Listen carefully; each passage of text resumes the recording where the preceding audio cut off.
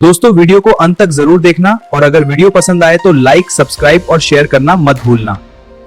क्या आप जानते हैं कि ईसाई और मुसलमान में क्या अंतर है?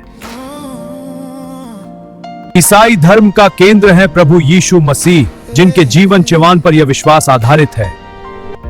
ईसाई लोग मानते हैं कि पवित्र ग्रंथ बाइबल परमेश्वर का वचन है।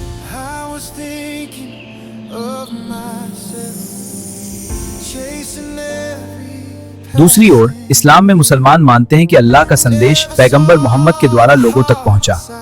इस्लाम का पवित्र ग्रंथ कुरान है, जिसे मुसलमान अल्लाह का वचन मानते हैं। दोनों धर्म एक ईश्वर में विश्वास करते हैं और लोगों को अच्छे जीवन और शांति का संदेश देते हैं। मेरे वीडियो को देखने के लिए आपका दिल से धन्यवाद। अगर आपको ये वीडियो पसंद आया हो तो लाइक, सब्सक्राइब और शेयर जरूर करें। Thank you for watching.